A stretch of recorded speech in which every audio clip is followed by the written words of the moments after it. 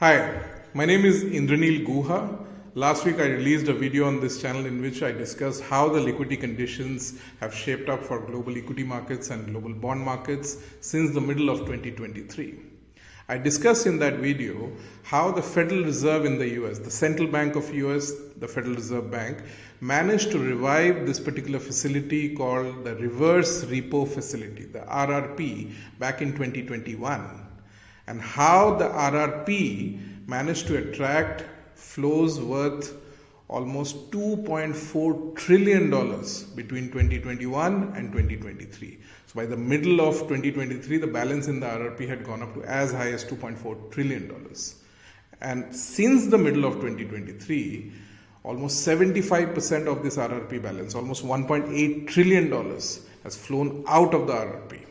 And these outflows have served to provide liquidity to almost every leading asset market in the world since last year. And the impact of that has been most pronounced on equity markets around the world. As we know, since the middle of 2023, we have seen very strong rallies in most equity markets around the world. And as we explained in the video, a good part of those rallies can be attributed to the liquidity support that asset markets received from the RRP. Now, the response that we got to this particular video has been very, very overwhelming and gratifying for all of us. We are a very small channel. We are just starting out.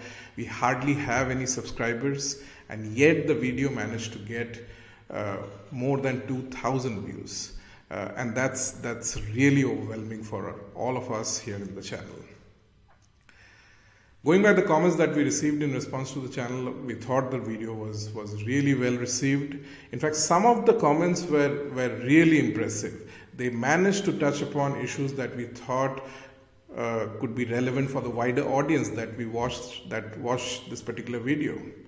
And therefore, instead of going and answering each question and each comment individually, we thought it might be a better idea to do a dedicated video in which I would feature few of these select comments and questions and provide my elaboration to those comments so that the wider audience can benefit from my response. So that's the intent of this particular video. I'm going to feature few of the comments that I thought were really impressive, and I'm going to provide my response to those comments so that the wider audience can also benefit from my response. So let's get on with this video. So the first comment I want to take on relates to the reverse repo facility, the RRP. Sagar Mitkari wants to know, brilliant video, thanks. One question. You said money is overflowing from RRP to bond market, then how equity markets are getting liquidity? Thanks in advance. Sagar, first of all, many thanks for the appreciation. It means a lot to us. And you have raised a very pertinent question. How is it that the RRP flows have been able to provide liquidity support to equity markets? So before I provide my answer, let me explain what is it that Sagar is trying to ask. So this is the chart that I had discussed in the video. This explains how the inflows into the RRP ramped up between 2021 and 2023. As you can see, towards the beginning of 2021, there was practically no balance in the RRP.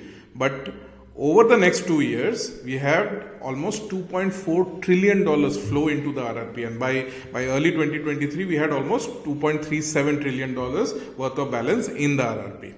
And then from April 2023 onwards, we have had $1.8 trillion flow out of the RRP.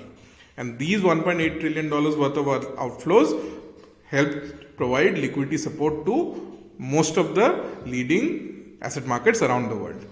Now, most of these outflows actually did not go directly from RRP into equity markets. I touched on this in my video. Most of these outflows from the RRP actually went to the bond market, and in this context, Sagar wants to know that if most of these outflows from the RRP went from the RRP to bond market, then how is it that we can say that RRP helped provide liquidity support to equity markets as well? So that's a very important question and worth and deserves an elaboration. So Sagar, think about it this way. Imagine two scenarios. Scenario A is where investors have about $1 trillion cumulatively with them that they can invest in whichever stocks and bonds they want to invest in. So this is the amount of liquidity available with investors, $1 trillion. On top of this $1 trillion that investors have, you also have the RRP, and there is $2.4 trillion sitting in the RRP. So this is scenario A. Now imagine a scenario B in which investors once again have the same amount of liquidity, $1 trillion. But in scenario B, there is no RRP. There is only $1 trillion that investors have with them. Now, in these two scenarios, just imagine what will happen if the US government were to come to the bond market and US government wants to sell bonds worth $800 billion, which is what this US government sold since June of 2023.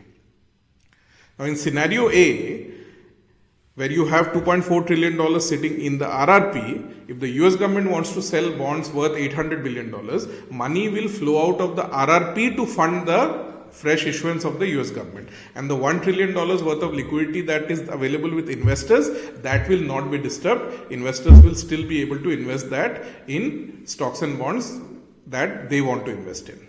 But in scenario B, where there is no RRP, in this scenario, if the US government were to come and they try to sell bonds worth $800 billion, US government will be able to sell their bonds and they will be able to get the money that they want. Because as I explained in the video, US government bonds enjoy the reputation of being the world's most risk-free asset. And hence there is practically unlimited demand for US government bonds. So if US government wants to come and sell bonds worth $800 billion, they will be able to do that. That's not a problem. But in a scenario where there is no RRP, the money for funding the US government's bond issuances will come from the $1 trillion liquidity that is available with investors. And after US government has sold $800 billion worth of bond, the liquidity that will be left with investors will only be $200 billion. And this is the amount of money that will be left for potentially investing in equity markets. So between scenario A and scenario B, in scenario A, the entire $1 trillion that is available with investors that can potentially be invested in equity markets.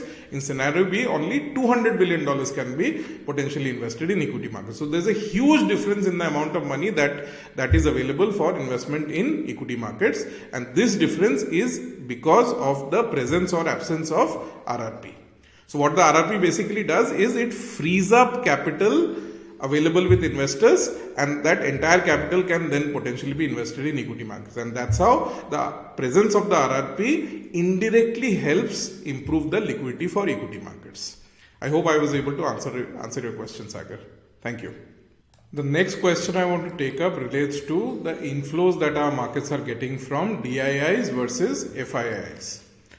So Kshitij Gupta writes, Indian stock market also has inflows from DIIs, that is mutual fund house and retail investors. What's your view on them? Can they keep the rally going? Kshitij, thank you for asking this question. This is a really important question. Now, indeed, the Indian markets are getting huge amount of inflows now from domestic investors, especially mutual fund investors. If we specifically look at SIP inflows, the latest figures have crossed 17,000 crores per month. That's a staggering amount of flows that are coming from domestic investors. That's more than $2 billion per month.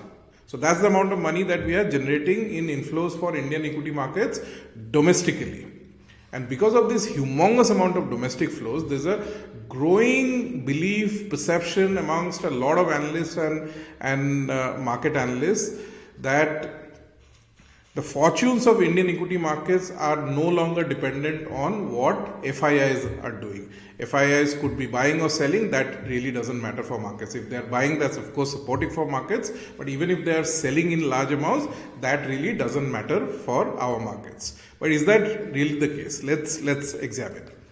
So what you see on this chart that you see on your screen right now, this chart illustrates the total amount of net flows that Indian equity markets have received from FIIs since 1998. As you can see, in most of the years, Indian equity markets have received net inflows, but there have been few notable years of large outflows as well. So the first time Indian equity markets witnessed a large amount of outflow was back in 2008. That was during the global financial crisis, when FII sold a whopping 48,000 crores in that year. And what was the impact of that on our markets? Our markets completely collapsed. Between January and October of 2008, because of this FII selling, Nifty 50 crashed by 60% in a matter of 10 months. So that's how important FIIs were for our markets back then. But since then, things have of course changed very, very dramatically. The next instance of large FII selling was witnessed in our market in 2021-2022. As you can see, in that particular financial year, FII sold a staggering 140,000 crores. And then they followed it up the very next year by selling yet another 37,000 crores. Almost 38,000 crores. So cumulatively in the 2 years, FIIs totally sold almost 178,000 crores. That's more than 3.5 times of what they sold back in 2008.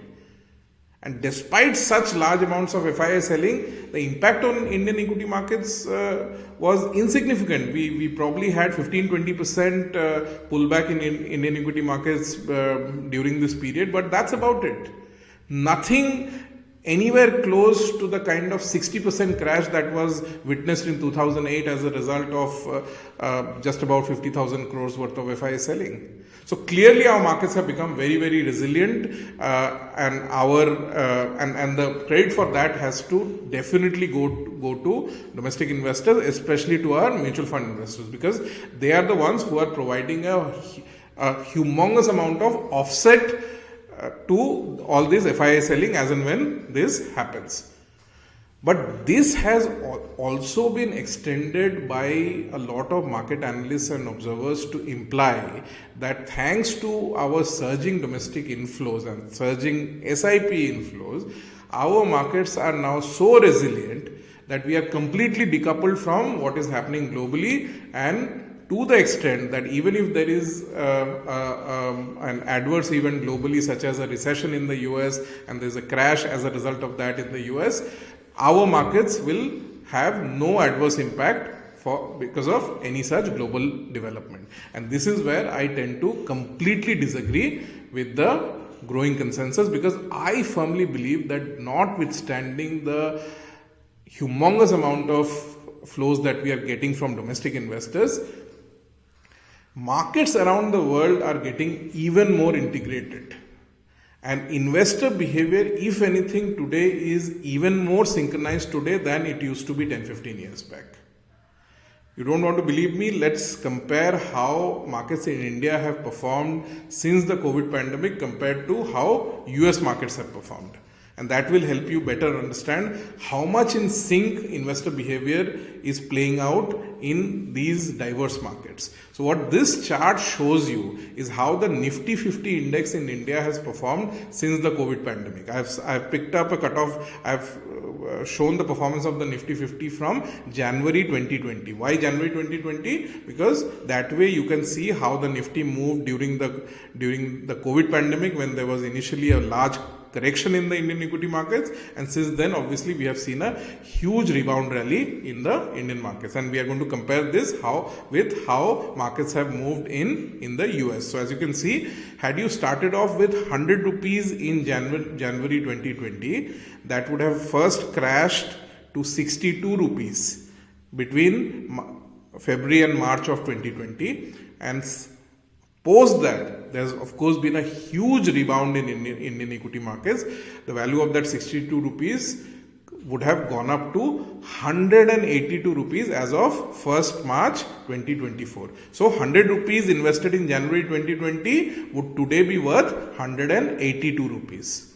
Against this, had you invested in the US markets around the same time, what is the kind of returns you would have generated? This is how the US market has performed. Had you started off with a $100 investment in S&P 500, which is the primary stock market index of the US, you would have witnessed a similar crash there as well. $100 would have come down to $69, and the US market also rebounded in a similar fashion after that initial crash. And the value of $100 invested in January 2020 would be worth $158 today. You can broadly see that the two markets have at least directionally moved in a very, very similar fashion. But you have to be very careful. This is not an apple-to-apple comparison, because the return generated by the Nifty is denominated in Indian rupee and the return generated by the S&P 500 is denominated in US dollars. If you want to do an apple-to-apple comparison, then we have to convert the return generated by the Nifty in terms of US dollar. So if you convert the Nifty return since 2020 in USD, then this is how the two charts look like. As you can see, had you started off with a $100 investment in both these markets, in Nifty 50 and in S&P 500 in January 2020, you would have seen a correction of almost a similar order initially at the onset of COVID between Feb and March of 2020, and then a rebound of almost the same magnitude. We had a rally first, almost extending up to the end of 2021, followed by almost a 20% correction in both the markets and extending up to the middle of 2022. And since then, of course, we have seen a significant rebound rally kick in. But the net impact of all these up and down moves is as follows. $100 invested in Nifty 50 in January 2020 would be worth $156 today as of 1st March 2024, and $100 invested in S&P 500 would be worth $158 today. Almost the same. There is hardly any difference. Just $2 difference over a 4-year period. So that's how much in sync the Indian markets have moved with the US markets.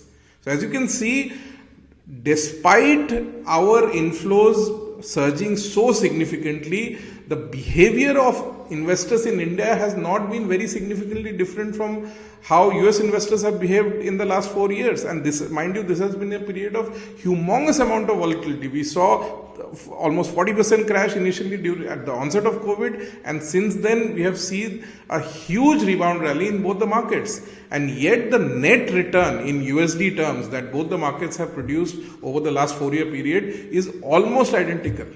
What does that show you? This shows that notwithstanding the amount of inflows that we are getting from domestic investors, the behavior of investors are not very different, and as a result, our markets are even more integrated with what's happening globally.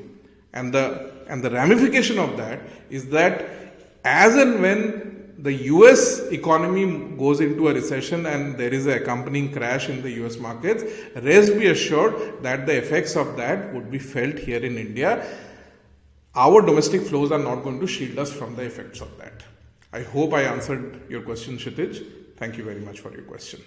The next comment that I want to take up relates to what is called the BTFP program. Now, Siddharth Bahal says, do you think the ending of the BTFP program on 11th of March will end this rally?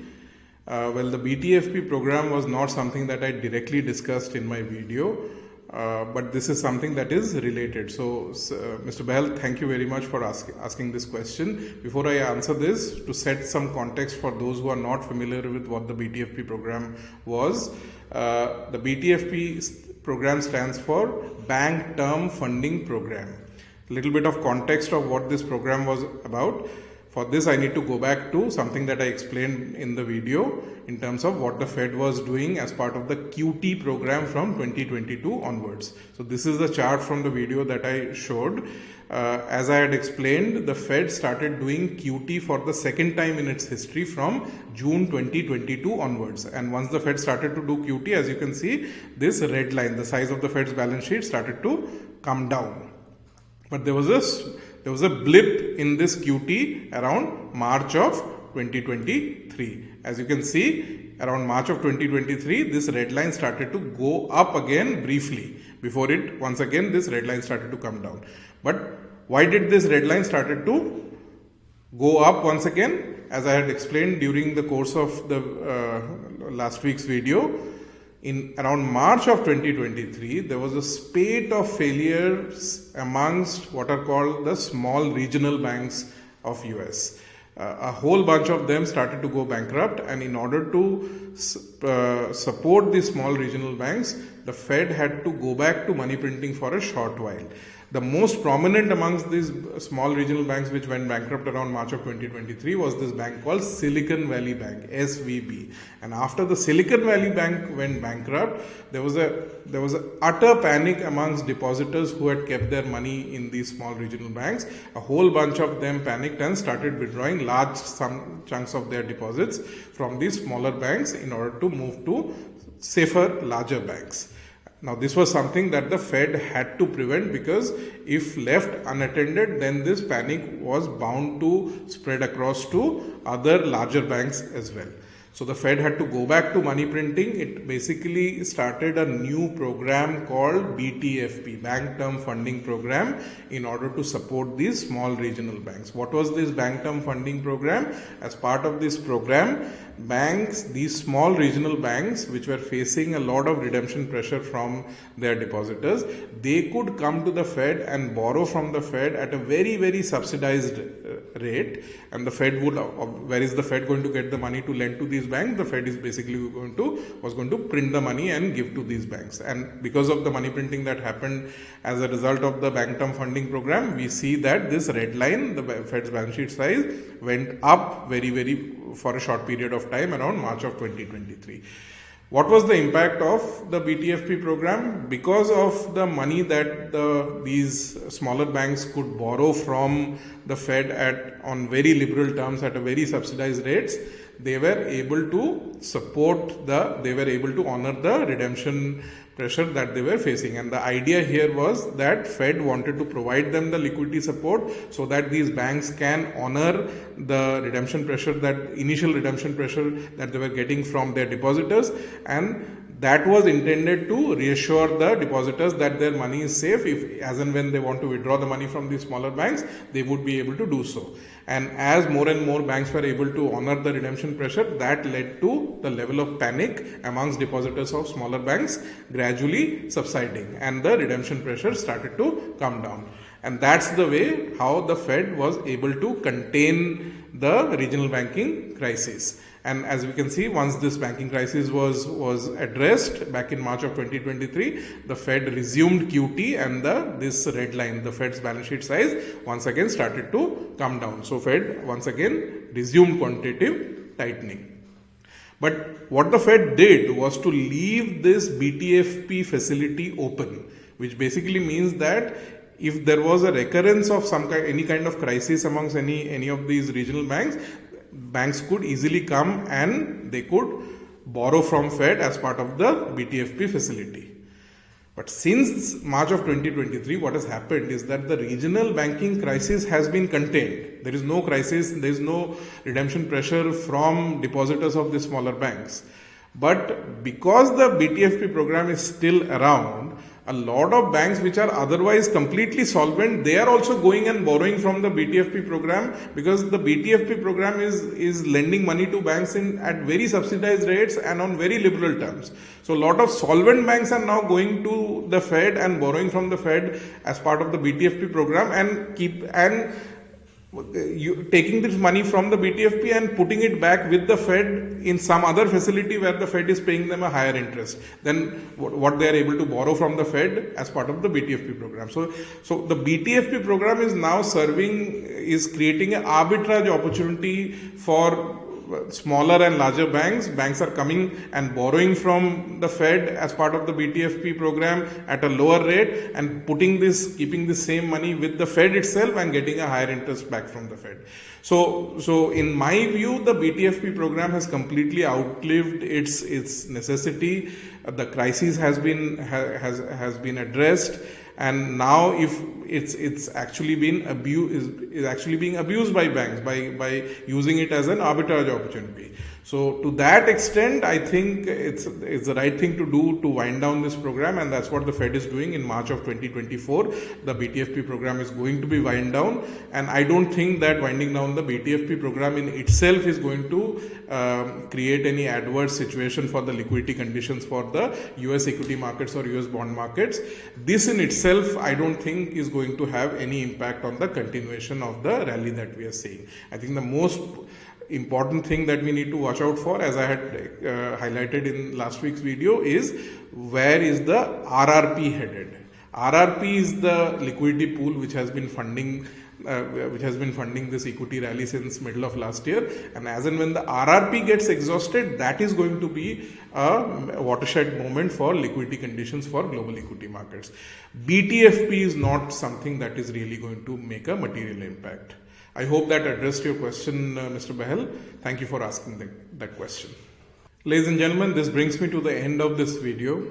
I wish to thank each and every one of you who took out time to go through this video as well as the video that I posted last week. I especially want to thank those who left behind a comment, and my sincere apologies to those whose comments I could not feature in this video because of paucity of time. But rest be assured that we go through each and every comment that you leave behind, because we take your feedback very, very seriously. I once again want to take this opportunity to urge you to watch our videos, like our videos, subscribe to this channel, and most importantly, to leave behind comments, because that's the only way we can understand whether you are liking or not liking the content that we are producing. Thank you very much for going through this video.